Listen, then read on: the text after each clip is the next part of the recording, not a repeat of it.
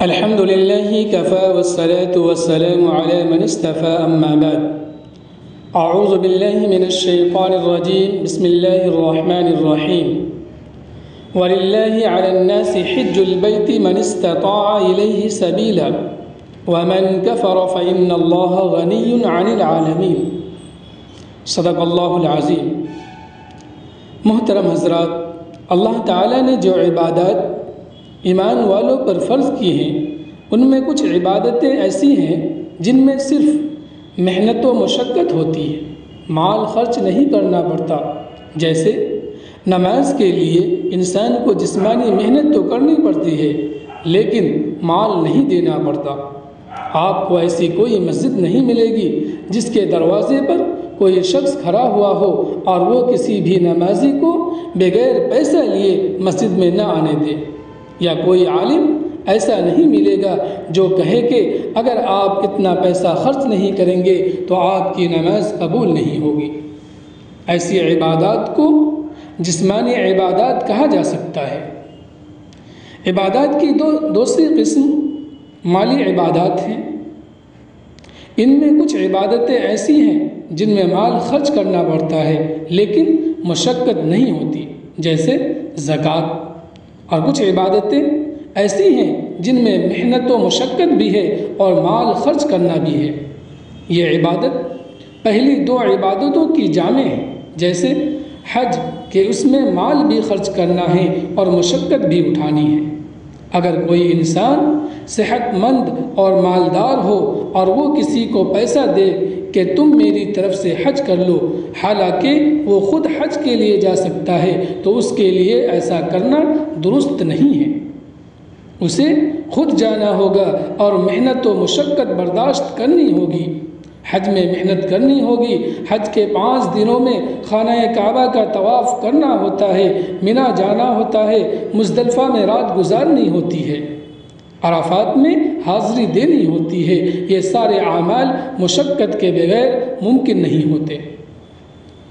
اب تو بھیڑ زیادہ ہونے کی وجہ سے ایک جگہ سے دوسری جگہ جانے میں اور مشقت ہوتی ہے اور ایک مقام سے دوسرے مقام پہنچنے میں گھنٹوں لگ جاتے ہیں. انسان اگر پیدل حج کر رہا ہے تو اس کی فضیلت زیادہ ہے.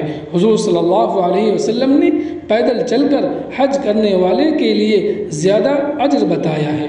یعنی اگر کوئی شخص مکہ سے منا سے مزدلفہ اور مزدلفہ سے عرفات پیدل جاتا ہے، پھر دوبارہ منا جاتا ہے تو اس کی مشقت بھی بڑھے گی اور اس کا اجر بھی بڑھے گا. حدیث شریف میں ہے انسان کو جتنی مشقت جھیلنی پڑتی ہے اللہ تعالیٰ اس کے بقدر اجر عطا فرماتے ہیں. جو لوگ سوار ہو کر حج کرتے ہیں ان کو بھی مشقت ہوتی ہے، بلکہ بعض مرتبہ کسی مقام پر پیدل چلنے والے پہلے پہنچ جاتے ہیں اور سوار بعد میں پہنچتے ہیں. بہرحال پیدل چلنے میں زیادہ مشقت ہے، اس لیے پیدل حج کرنے کی زیادہ فضیلت ہے. جب انسان حج کی عبادت انجام دیتا ہے تو وہ ایک عظیم رکن کو ادا کرتا ہے. نبی اکرم صلی اللہ علیہ وسلم نے اسلام کے 5 بنیادی ارکان بتائے ہیں. اللہ کے ایک ہونے کی گواہی دینا، نماز پڑھنا، زکوٰۃ ادا کرنا، رمضان کے روزے رکھنا اور حج کرنا. ان 5 ارکان میں سے ایک رکن حج ہے اور اس کی اہمیت اتنی ہے اور اس کی ایسی تاکید کی گئی ہے کہ نبی اکرم صلی اللہ علیہ وسلم نے ارشاد فرمایا جو حج کی استطاعت رکھتا ہو اور مالدار بھی ہو پھر وہ حج کرنے کے لیے نہ آئے تو اللہ کو اس کی کوئی پرواہ نہیں، وہ چاہے یہودی ہو کر مرے یا عیسائی ہو کر مرے.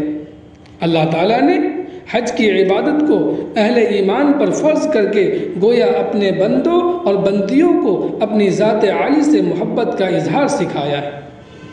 حج ایک عاشقانہ عبادت ہے، اس کی ہر چیز ایسی رکھی گئی ہے جس سے محبت کا اظہار ہو. انسان اپنے کپڑے اتار کر 2 چادریں اوڑھ لیتا ہے، خوشبو نہیں لگاتا، ناخن اور بال نہیں کاٹتا، زیب و زینت کی چیزیں چھوڑ دیتا ہے. پھر اس کو ایسی جگہوں پر لے جایا جاتا ہے جو ویرانے ہیں. منا، مزدلفہ اور عرفات کے میدان میں لاکھوں لوگ جمع ہوتے ہیں. پورے سال میں صرف ایک دن میدان عرفات آباد ہوتا ہے، یہ ایک دن کا شہر ہے، باقی سال پھر وہ ایران رہتا ہے۔ یہی حال مزدلفہ کا ہے۔ آپ سوچئے کہ اگر اللہ چاہتا تو حج کے سارے ارکان کعبہ کے سامنے ادا کرنے کا حکم دیتا کہ وہ افضل ترین مقام ہے، لیکن اس کے بجائے مینا، مزدلفہ اور عرفات میں بلایا جاتا ہے۔ اگر کوئی شخص سوچے کہ خانہ کعبہ تو یہاں ہے، پھر عرفات جانے کی کیا ضرورت ہے؟ لہٰذا سب لوگ 9 ذی الحجہ کے روز عرفات جائیں، میں تو یہی دعا کر لوں گا تو اس کا حج نہیں ہوگا۔ نبی کریم صلی اللہ علیہ وسلم نے فرمایا، حج عرفات میں قیام کا نام ہے، حج کا سب سے اہم رکن عرفات کا قیام ہے۔ اگر کوئی شخص سارے ارکان ادا کر لے لیکن عرفات کے میدان میں 9 ذی الحجہ کی صبح صادق سے لے کر غروب آفتاب کے درمیان اگر تھوڑی دیر کے لیے بھی وہ نہیں پہنچا تو اس کا حج نہیں ہوگا، خواہ وہ کتنا ہی توبہ و استغفار کرے اور دم دے۔ اس رکن کی ایسی فضیلت ہے کہ نبی کریم صلی اللہ علیہ وسلم نے فرمایا، وہ شخص سب سے بڑا گناہ گار ہے جس کو عرفات میں وقوف کا موقع ملے اور اس کے بعد وہ گمان کرے کہ اللہ نے اس کی مغفرت نہیں کی۔ یعنی جس شخص کو اللہ عرفات میں قیام کا موقع دے اسے یقین رکھنا چاہیے کہ اللہ نے میری مغفرت فرما دی۔ حج کے ارکان کی ادائیگی کے لیے بندوں کو ویرانوں میں بلایا گیا تاکہ انسان یہ ظاہر کرے کہ اللہ آپ کی محبت میں ہم جہاں جہاں جا سکتے ہیں وہاں ہم پہنچ رہے ہیں۔ اس لیے کہا گیا کہ حج ایک عاشقانہ عبادت ہے۔ اللہ تعالیٰ نے اس عبادت کا بڑا اجر رکھا ہے۔ نبی کریم صلی اللہ علیہ وسلم نے ارشاد فرمایا، جو حج کرتا ہے اور اس میں کوئی بے حیائی کی بات نہیں کرتا، کوئی گناہ کا کام نہیں کرتا، وہ اس طرح لوٹ کر آتا ہے گویا آج ہی اس کی ماں نے اسے جنم دیا ہے۔ یعنی جس طرح بچہ معصوم اور بے گناہ ہوتا ہے، اللہ تعالی حج کرنے والے کے گناہوں کو بھی مٹا دیتا ہے۔ پھر حج میں جتنے اعمال انجام دیے جاتے ہیں ان سب کی فضیلت بیان کی گئی ہے۔ نبی اکرم صلی اللہ علیہ وسلم نے ارشاد فرمایا، اللہ تعالیٰ کی 120 رحمتیں روزانہ خانہ کعبہ پر اترتی ہے، جن میں سے 60 رحمتیں خانہ کعبہ کا طواف کرنے والوں کے لیے، 40 وہاں نماز پڑھنے والوں کے لیے اور 20 رحمتیں ان کے لیے ہوتی ہیں جو صرف وہاں بیٹھ کر خانہ کعبہ کا دیدار کرتے ہیں۔ حج سے فارغ ہو کر انسان بال منڈوا لیتا ہے اور اسی کے ذریعے احرام کی پابندیاں ختم ہو جاتی ہیں۔ نبی کریم صلی اللہ علیہ وسلم نے فرمایا، انسان سر منڈواتا ہے، قیامت کے دن ہر بال کے بدلے میں اس کے لیے ایک نور ہوگا۔ انسان حج کے لیے اپنے قدموں پر چلتا ہے۔ حضور صلی اللہ علیہ وسلم نے فرمایا کہ ہر قدم پر اللہ تعالی 700 نیکیاں عطا فرماتے ہیں۔ ایک روایت میں ہے کہ یہ نیکیاں حرم کی نیکیوں میں سے ملتی ہے۔ حرم کی ایک نیکی 1,00,000 نیکی کے برابر ہے۔ حج میں اگر کوئی کھانے پینے، قیام، ایک جگہ سے دوسری جگہ جانے پر اور اپنی ضروریات پر خرچ کرتا ہے تو حدیث پاک میں ہے کہ 1 روپیہ خرچ کرے گا تو 1,00,000 روپیہ خرچ کرنے کا ثواب ملے گا۔ حضور صلی اللہ علیہ وسلم نے ارشاد فرمایا، حج مبرور یعنی جو حج قبول کر لیا گیا اس کا بدلہ جنت کے علاوہ کچھ بھی نہیں ہے۔ شرط یہ ہے کہ حج قبول ہو۔ اگر کسی غلطی، خامی یا گناہ کی وجہ سے حج رد کر دیا گیا تو اس پر یہ اجر نہیں ہے۔ غلطی اور گناہ کی وجہ سے حج رد بھی ہو جاتا ہے، اس لیے یہ بات کہی گئی ہے کہ انسان جب شیطان کو کنکری مارنے کے لیے جائے تو کنکری مزدلفہ سے چن کر لے جائے یا کہیں دوسری جگہ سے لے، لیکن جو کنکریاں شیطان کے قریب پڑی ہوتی ہے ان کو اٹھا کر نہ مارے، اس لیے کہ جو کنکریاں وہاں گری ہوئی ہوتی ہے وہ ان لوگوں کی ہوتی ہے جن کا حج اللہ قبول نہیں فرماتا۔ نبی کریم صلی اللہ علیہ وسلم نے ارشاد فرمایا، اللہ نے مجھے جو معجزات عطا کیے ان میں سے 2 معجزے قیامت تک باقی رہیں گے۔ دیگر انبیاء کو جو معجزات دیے گئے وہ ان کی زندگی تک تھے۔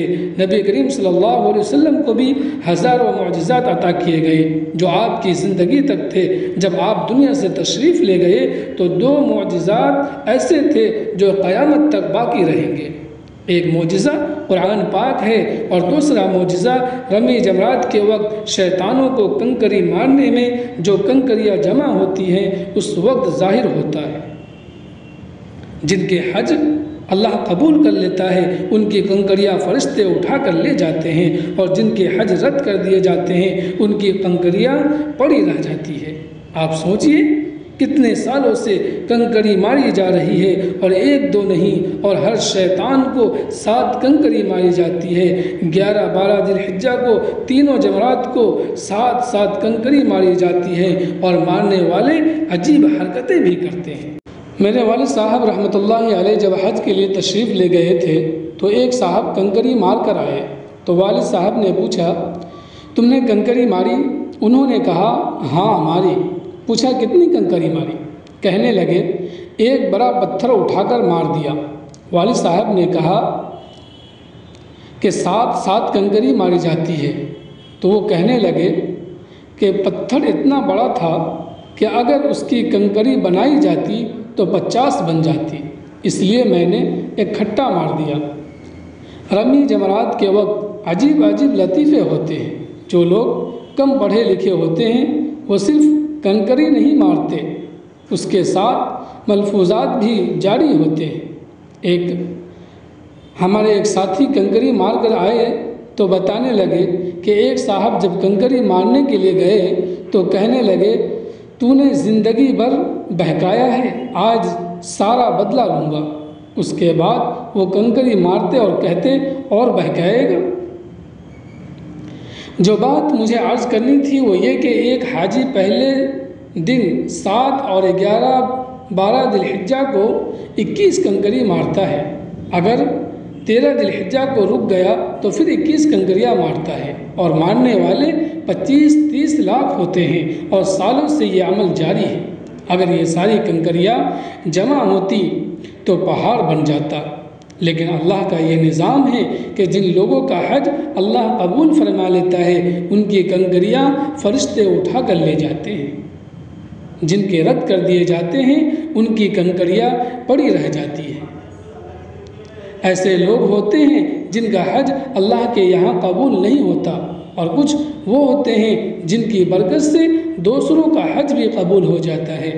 علی ابن موقف رحمۃ اللہ علیہ کہتے ہیں کہ میں عرفہ کی رات میں منی کی مسجد میں سویا تو خواب میں دیکھا کہ 2 فرشتے سبز لباس پہنے ہوئے آسمان سے اترے، اور ایک نے دوسرے سے پوچھا اس سال کتنے آدمیوں نے حج کیا؟ دوسرے نے جواب دیا کہ مجھے تو معلوم نہیں، تو اس پوچھنے والے نے خود ہی بتایا کہ 6 لاکھ آدمی ہیں۔ پھر اس نے سوال کیا کیا تمہیں معلوم ہے ان میں سے کتنے آدمیوں کا حج قبول ہوا؟ اس نے جواب دیا کہ مجھے تو معلوم نہیں۔ سوال کرنے والے فرشتے نے خود ہی بتایا کہ ان میں سے صرف 6 آدمیوں کا حج قبول ہوا۔ یہ کہہ کر وہ دونوں آسمان کی طرف چلے گئے۔ ابن موقف رحمۃ اللہ علیہ کہتے ہیں کہ اس خواب کی وجہ سے گھبرا کر میری آنکھ کھل گئی اور مجھے بڑا سخت غم سوار ہو گیا۔ خود اپنے بارے میں بھی سوچ میں پڑ گیا کہ جن 6 آدمیوں کا حج قبول ہوا میں بھلا ان میں کیسے ہو سکتا ہوں۔ اس کے بعد عرفات سے واپسی پر میں مجمع کو دیکھ رہا تھا اور اسی فکر میں تھا کہ اتنا بڑا مجمع ہے اور محض 6 آدمیوں کا حج قبول ہوا۔ مزدلفہ سے واپسی پر پھر میری آنکھ لگ گئی اور وہی دونوں فرشتے پھر نظر آئے اور وہی سوال و جواب جو اوپر گزرے آپس میں کیے۔